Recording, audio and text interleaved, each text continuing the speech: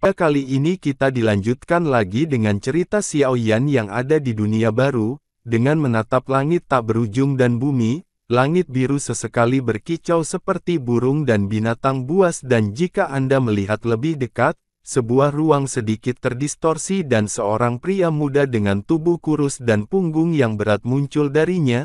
Xiao Yan, apakah ini benua Dodi?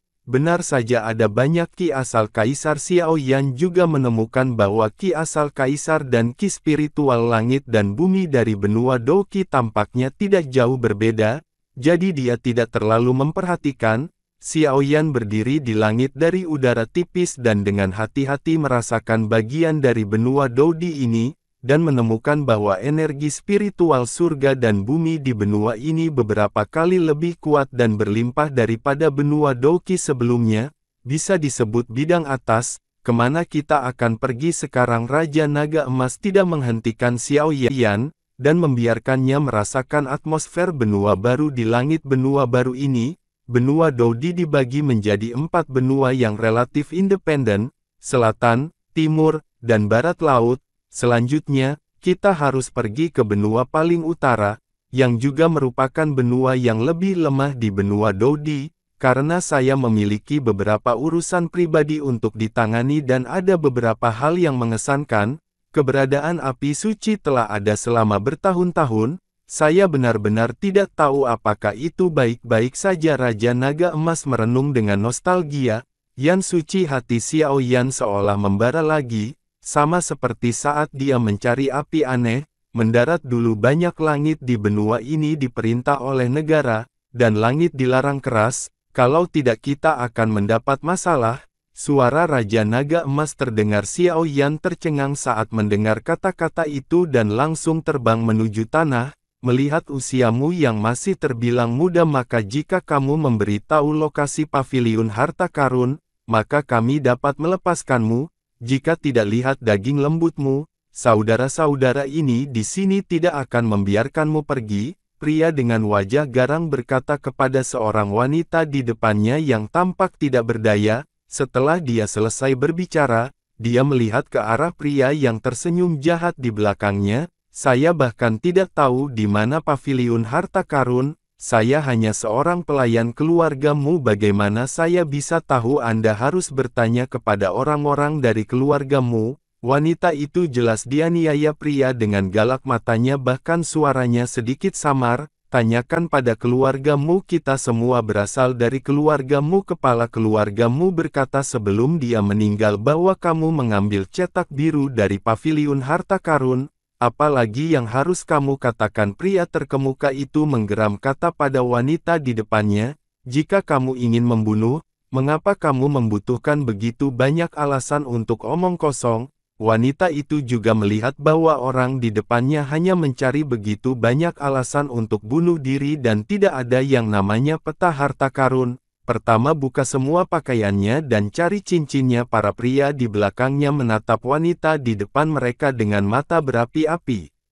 Wajah Kingzi dan 3000 sutra biru menggantung dan semua orang dengan kecil pinggang dan kulit putih sedang menonton air liur yang sama. Ini benar-benar tidak sebagus binatang buas. Wanita muda itu membelai satu-satunya hiasan di tangannya, yang merupakan satu-satunya benda yang ditinggalkan ibunya untuknya. Dan kemudian matanya menjadi lebih tegas, lebih memilih batu giok untuk dipatahkan daripada ubin mata wanita. Xiao Yan, tunggu, pergi ke timur, aku merasakan aura yang samar-samar familiar menjulang. Cepatlah, Raja Naga Emas di atas berkata kepada Xiao Yan, dia bisa membuat dirinya merasakan aura, atau itu adalah mantan musuh, atau hanya mantan teman. Jelas tidak akan ada aura kuat di perbatasan benua ini. Jadi hasilnya jelas yang terakhir. Baru saat itulah dia mengaum pada Xiao Yan, tepat ketika wanita itu akan bertemu dengan tangan jahat semua. Dia mengambil tindakan untuk melindungi kesuciannya. Xiao Yan tiba tepat waktu dan Xiao Yi sepertinya melihat bahwa tidak satu pun dari mereka adalah orang baik karena perilaku mereka.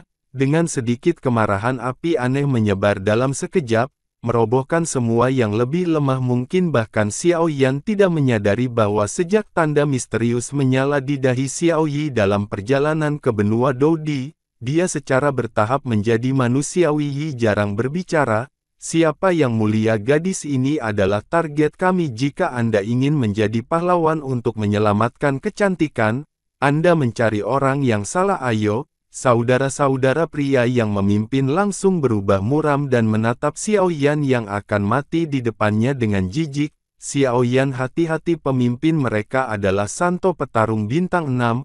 Wanita itu sangat berterima kasih kepada Xiaoyan karena telah menyelamatkannya. Tetapi dia juga tahu kekuatan orang-orang yang mengejarnya, dan tidak mau melibatkan kehidupan tak berdosa Xiaoyan, jadi dia buru-buru memperingatkannya. Tapi apa yang tidak diharapkan wanita itu adalah bahwa dalam sekejap mata, Xiaoyan langsung membunuh beberapa orang yang masih di depannya. Pria yang tersisa menatap Xiaoyan dengan ketakutan dan berteriak minta ampun, "Jika kamu tidak takut aku akan meracunimu. Ambil saja, ini bisa meringankan lukamu dengan sangat baik." Xiaoyan menyerahkan ramuan penyembuhan dan obat topikal kepada gadis yang masih bertekad dalam dirinya. Mata melihat darah yang mengalir dari betis gadis itu dan tidak bisa menahan perasaan sedikit tertekan, sama sekali mengabaikan pria di depannya dan beberapa bawahan yang tersisa. Saudara-saudaraku sendiri juga sekelompok orang suci yang bertarung. Meskipun mereka tidak bekerja terlalu keras dalam kultivasi mereka, mereka berada di bawah kepemimpinan orang suci petarung bintang 6 untuk mengambil beberapa tugas sesekali untuk mencari nafkah. Tapi yang aneh adalah ketika Xiaoyan muncul di depannya, energi dendam di tubuhnya tampak mengeras, terutama sosok putih susu membuatnya berkeringat dingin. Setelah mengatakan itu, gadis itu tidak ragu-ragu. Xiaoyan dan langsung menelannya. Setelah minum obat, dia meletakkannya di lukanya, dan lukanya mengeras dalam beberapa detik setelah mengoleskannya. Sekarang, saya bahkan merasakan jejak kehangatan di luka memperbaiki luka saya. Ini jelas merupakan pil obat tingkat tinggi. Wanita muda itu terkejut, "Mengapa begitu banyak dari kalian yang mengejar wanita lemah ini?" Xiaoyan bertanya sambil tersenyum. "Tuan muda, selamatkan hidupmu. Kami anak-anak yatim piatu yang kehilangan tempat tinggal tidak punya pilihan selain pergi ke rumahmu kali ini untuk mengumpulkan sejumlah uang. Tetapi siapa yang mengira bahwa ketika kami baru saja pergi ke rumahmu mereka akan berlumuran darah. Itu sama ada asap di mana-mana, bahkan pelayan yang tersisa tidak luput. Kami juga diancam oleh beberapa orang misterius. Saya mendengar bahwa dia memiliki peta paviliun harta karun di tubuhnya." Jadi, pria itu melihat Xiaoyan ngeri. Xiaoyan juga tahu pria itu tidak berbohong karena seseorang tidak berani berbohong ketika dia sangat ketakutan. "Terima kasih banyak atas anugerah penyelamat hidupmu." Wanita itu berlutut dan bersujud kepada Xiaoyan ketika dia melihat situasinya. "Bangun, kamu tidak perlu bersikap sopan." Meskipun Xiaoyan tidak tahu mengapa Raja Naga Emas meminta dirinya untuk menyelamatkan Santo Petarung Bintang 1 di depannya, pasti ada alasan untuk Raja Naga Emas.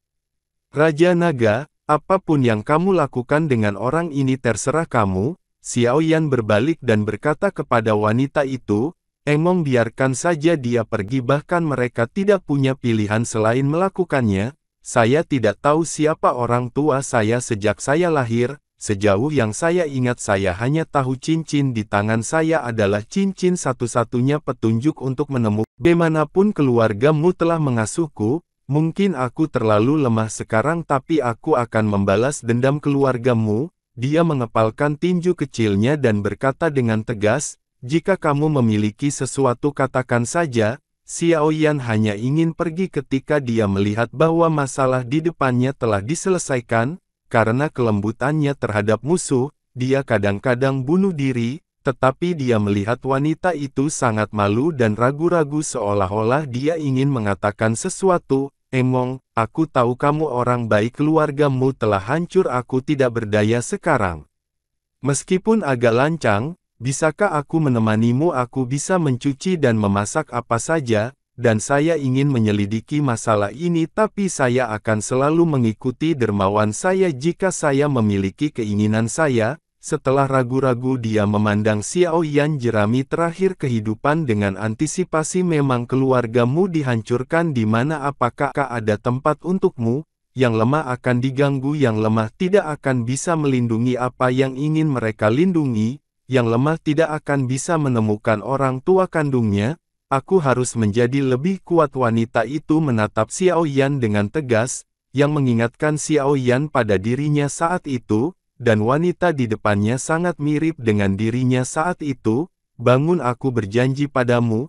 Xiao Yan berkata tanpa daya. Dia juga berjalan di benua untuk menemukan cara untuk menjadi lebih kuat, dan dia harus menemukan solusi untuk tanggung jawabnya dan banyak misteri gadis. Ketika Xiao Yan ingin menolak, Raja Naga Emas berkata kepada Xiao Yan, "Bawa saja dia, kamu pasti akan berterima kasih atas keputusanmu di masa depan. Untuk dapat bertemu dengan yang langka di sini." Pernyataan samar tidak jelas, dan kemudian Xiao Yan setuju.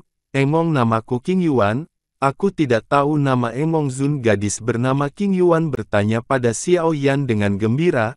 Awalnya King Yuan tidak hanya percaya pada pil dan bantuan orang asing. Mungkin orang munafik seperti itu akan lebih menakutkan. Dia pernah mendengar tentang orang seperti itu di keluargamu sebelumnya. Tapi yang membuat King Yuan aneh adalah sejak Xiao Yan. Dengan kemunculan Xiao Yan, King Yuan merasakan kebaikan yang belum pernah dia miliki sebelumnya, dan sepertinya ada suara di hati King Yuan yang berkata, "Ikuti orang di depanmu." Karena itulah King Yuan lahir adegan di mana dia makan pil obat Xiao Yan tanpa ragu-ragu dan memohon Xiao Yan untuk membawanya masuk. "King Yuan, jangan panggil aku dermawan, itu hanya sedikit usaha. Namaku Xiao Yan." Karena percaya pada Raja Naga Emas, Xiao Yan langsung memberitahu King Yuan namanya tanpa sok, apalagi dari kata-katanya dan keterkejutan Raja Naga Emas, Xiao Yan dapat merasakan bahwa King Yuan beberapa tahun yang lalu tampak sangat sulit.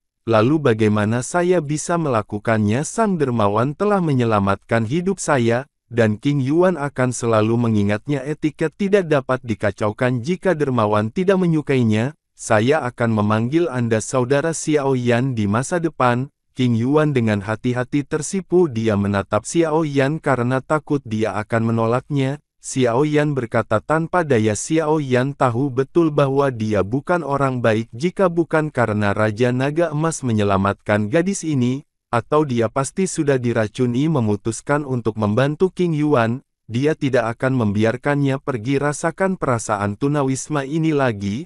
"Emong, apakah kamu punya tempat untuk pergi sekarang? Jika tidak, mari kita pergi untuk menyelidiki keluargamu." King Yuan memandang Xiao Yan dengan sangat gembira karena Xiao Yan setuju untuk membawanya masuk. "King Yuan, apakah kamu tahu situasi di sekitar sini? Aku pergi jalan-jalan sendirian, dan ingin pergi ke kota terdekat untuk membeli beberapa pil obat dan peta untuk keadaan darurat." Melihat King Yuan, yang matanya sedikit merah, Xiao Yan bertanya dengan malu, "Untuk menyelidiki masalah keluargamu?" "Tentu saja untuk mengetahui beberapa kekuatan di benua ini. Saya tahu, saya khawatir saya tidak dapat membantu saudara Xiao Yan untuk menambah beban Anda." Gadis itu tampak tertawa dengan air mata saat dia berbicara. King Cheng, yang terletak di kaki pegunungan Monster Beast, juga merupakan perbatasan dari benua Xuanling sebagai batas daratan dan kaki pegunungan Warcraft. Ini juga menciptakan kemakmuran King Cheng dalam radius beberapa ratus mil ini. Dengan kecepatan Xiao Yan saat ini, hanya butuh beberapa menit untuk sampai ke King Cheng, tetapi pergelangan kaki King Yuan terluka, jadi dia sedikit melambat. "Saudara Xiao Yan, mengapa kamu sendirian? Apakah kamu begitu kuat sehingga kamu keluar untuk bepergian?" King Yuan bertanya dengan bersemangat, tampaknya seperti 100.000. "Mengapa?